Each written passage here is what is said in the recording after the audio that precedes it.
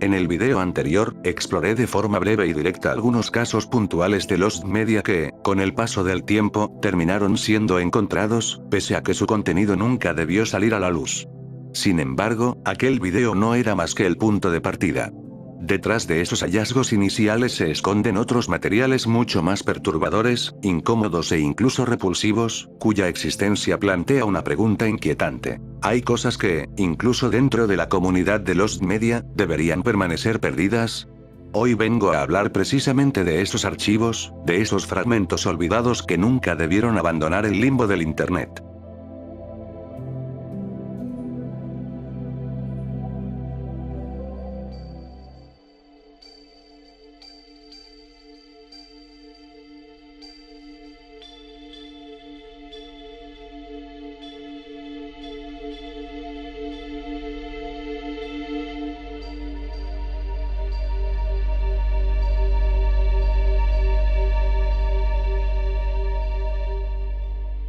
Entre 1997 y 1998, en Fort Worth, Texas, se inauguró un supermercado llamado Mexia Supermarket.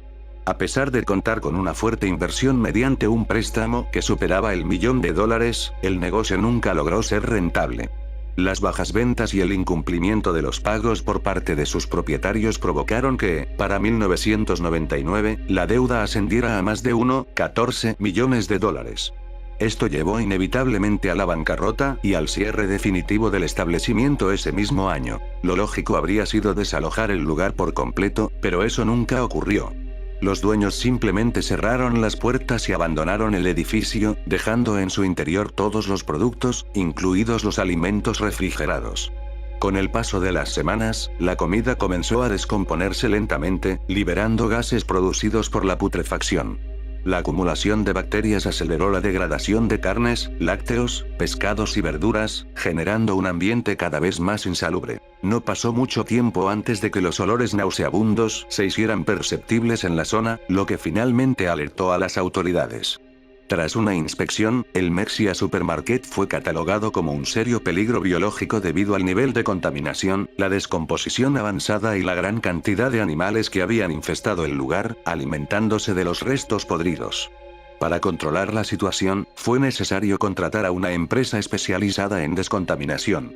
El operativo requirió el uso de trajes de protección, ya que los gases tóxicos representaban un riesgo grave para cualquier persona que ingresara al edificio.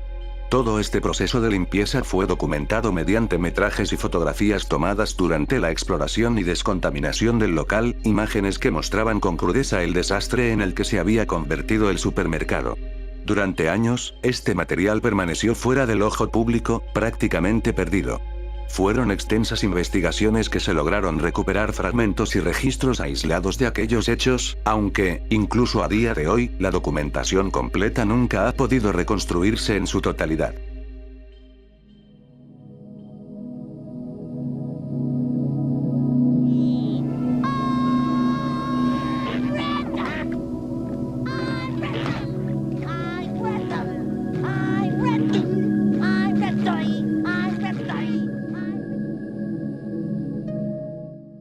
No creo que sea necesario explicar qué es Bob Esponja ni el impacto que ha tenido durante décadas en varias generaciones que crecieron viendo televisión.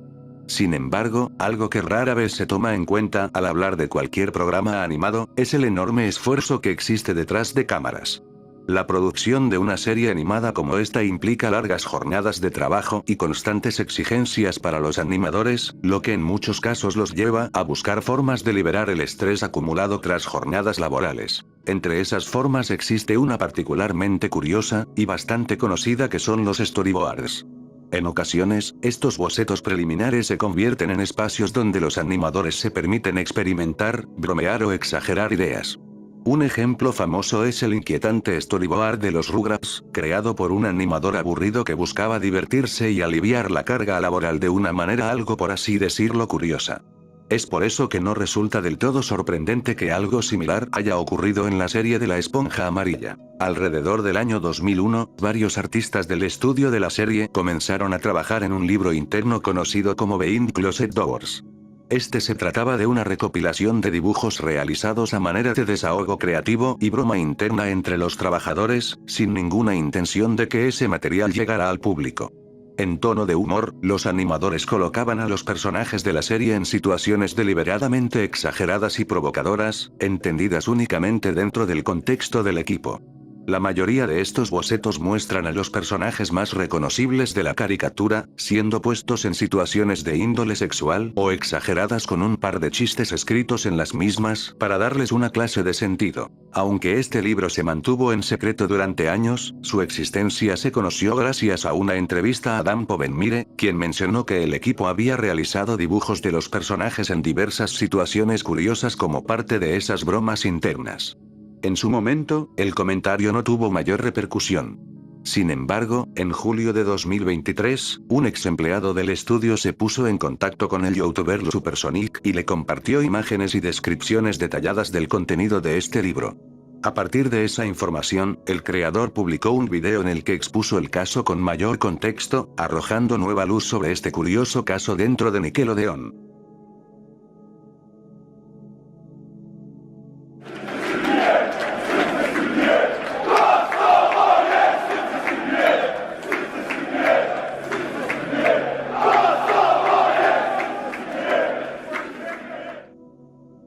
El fanatismo deportivo, aunque muchas veces da lugar a momentos memorables que quedan grabados para siempre en la historia, en ocasiones puede transformarse en tragedia de formas que nadie podría imaginarse. Uno de esos casos tristemente ocurrió en 2016, durante el enfrentamiento entre Serbia y Albania. Mucho antes de que el partido se llevara a cabo, ya existía una gran controversia por el hecho de que ambos países compartieran el mismo grupo de clasificación rumbo a la Eurocopa de ese año. En aquel entonces, la relación entre Serbia y Albania era tensa debido al conflicto de Kosovo, una disputa cargada de diferencias étnicas, políticas y nacionales que había derivado en violaciones de derechos humanos.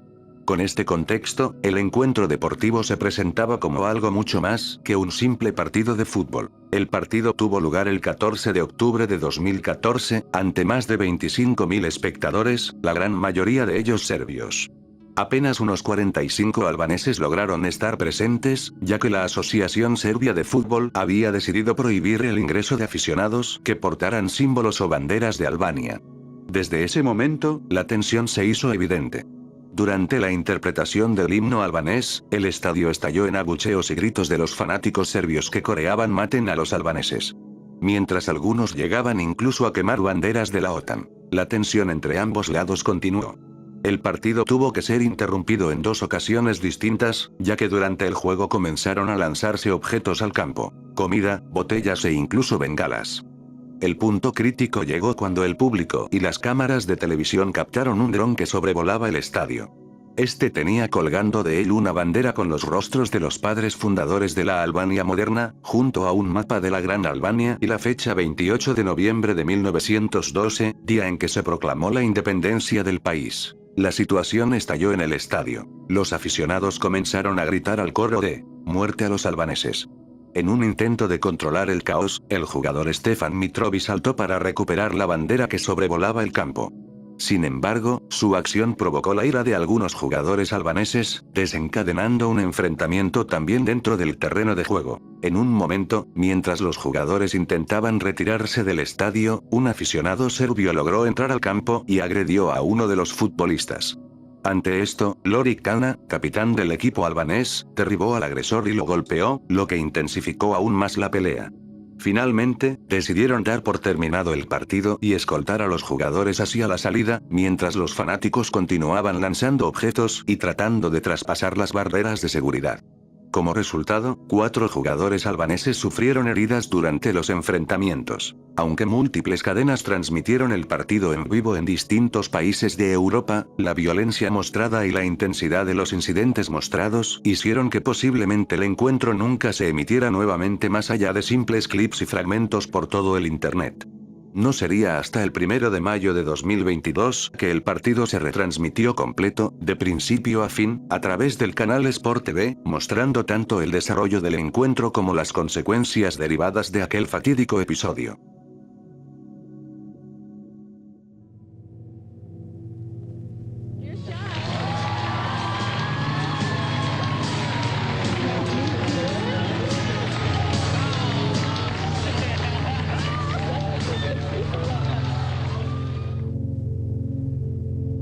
The Jenny Ions Show fue un programa estadounidense de formato talk show sensacionalista, conducido por la comediante, cantante, actriz y presentadora canadiense Jenny Ions durante la década de 1990. Este espacio permaneció al aire por 12 temporadas, desde su estreno en 1991 hasta el 2003. Durante su emisión, el programa se destacó por ofrecer conversaciones con invitados que exponían ante el público historias personales, emocionales o controversiales, mientras Jenny Ions moderaba las interacciones desde el escenario, incentivando la participación directa de los asistentes. Aunque The Jenny Ions Show tuvo una buena recepción en sus primeros años, con el tiempo comenzó a ser criticado por supuestamente explotar a sus invitados con el fin de obtener mayor audiencia. El ejemplo más claro de ello se vería reflejado en el polémico episodio titulado Same Sex Cruises. En el episodio se nos era presentado a Scott Amediur, un hombre abiertamente homosexual que estaba enamorado de su compañero de trabajo Jonathan Schmitz, quien no sabía de los sentimientos que tenía Scott hacia él. Al contrario, para el episodio él pensó que era su compañera Donna quien estaba enamorada de él. Fue hasta que Scott le revela a Jonathan que llevaba gustando de él ya desde mucho tiempo atrás. Aunque en el momento Jonathan reaccionó con risas y algunas bromas con la audiencia, terminó aclarándole que él era heterosexual. 3 días después de la grabación de aquel episodio, el 9 de marzo de 1995, se dio a conocer una noticia. Scott Amediur había sido asesinado en su propio hogar por Jonathan Schmitz. Se sabía que Schmitz tenía antecedentes de alcoholismo, muchos problemas mentales y consumo excesivo de drogas, factores que habrían influido en el crimen. El caso fue llevado a juicio, donde Jonathan fue declarado culpable y condenado a 50 años de prisión. Finalmente, fue liberado el 22 de agosto de 2017, tras cumplir poco más de 2 décadas de su sentencia. Gracias a este hecho el episodio nunca salió a la luz, sin embargo, pequeños fragmentos fueron usados para la cobertura en los noticieros de Court TV y posteriormente en el documental de HBO Hablando hasta la muerte, pero a pesar de ello, nunca se había logrado obtener el capítulo completo. A pesar de ello, el capítulo completo jamás había sido recuperado ni difundido públicamente. No fue sino hasta el 21 de enero de 2023 cuando, en el subreddit de Lost Media, un usuario bajo el nombre de Underclasskin publicó un hilo afirmando haber encontrado el episodio completo en el sitio web de Court TV. Según el portal de Wayback Machine, el video llevaba disponible desde aproximadamente junio de 2022, y todo indica que él mismo había sido transmitido originalmente durante el juicio penal contra Jonathan Schmitz. Hostages. Sa mga sandaling ito, simula nung nag-umpisa itong hostage taking, 8 na po. 8 po yung na-release na ng mga hostages. At mga nasa bababa pa sa, hindi tataas pa sa 20. Era el 23 de agosto de 2010, en Filipinas. Rolando Mendoza, un exoficial de policía de 55 años recientemente despedido, abordó un autobús lleno de turistas provenientes de Hong Kong. Cuando el vehículo llegó al Parque José Rizal, Mendoza les informó que, a partir de ese momento, eran sus rehenes, trayendo consigo un arma de fuego para intimidar a los presentes. No pasó mucho tiempo antes de que las autoridades llegaran al lugar e intentaran iniciar negociaciones con él para lograr la liberación de los cautivos. Cuando finalmente lograron contactar con Mendoza, este exigió ser restituido en su cargo como oficial de policía. Durante las negociaciones, se consiguió la liberación de 15 rehenes, además de una persona que logró escapar por su cuenta, dejando aún a otras 15 bajo riesgo. Como era de esperarse, varios medios de comunicación acudieron al lugar para cubrir el suceso en tiempo real, transmitiendo cada momento del tenso enfrentamiento. Sin embargo, la presión mediática, el estrés de Mendoza y la falta de ayuda que él brindaba a las autoridades generaron muchos problemas. En un impulso, Mendoza abrió fuego contra 2 de los rehenes. Poco después, las propias fuerzas de seguridad filipinas respondieron al ataque, disparándole y matándolo en el acto. Tras los trágicos acontecimientos, las críticas no tardaron en llegar a las principales cadenas de televisión filipinas. La emisora que recibió la mayor atención fue GMA, ya que mantuvo una cobertura constante del suceso y difundió clips y actualizaciones del caso a través de sus redes, además de ser señalados por ser los principales causantes de la muerte de 2 personas. Esta exposición masiva generó un fuerte debate público y llevó a que la cadena fuera sancionada por violaciones éticas en su manejo de la información. Con el paso del tiempo, la grabación original del incidente quedó bajo resguardo del copropietario del archivo de televisión Filipinas, conocido como The Foggy. El material permaneció archivado hasta el año 2022, cuando la computadora donde se encontraba almacenado se rompiera. Sin embargo, el 12 de agosto de 2021 The Foggy y Class MC lograron recuperar una copia parcial del video, aunque sin su primera parte. Finalmente, después de 11 años del suceso, fue el propio noticiero de GMA quien decidió publicar nuevamente la cobertura completa en su canal oficial de YouTube, reviviendo aquel material de ese fatídico día.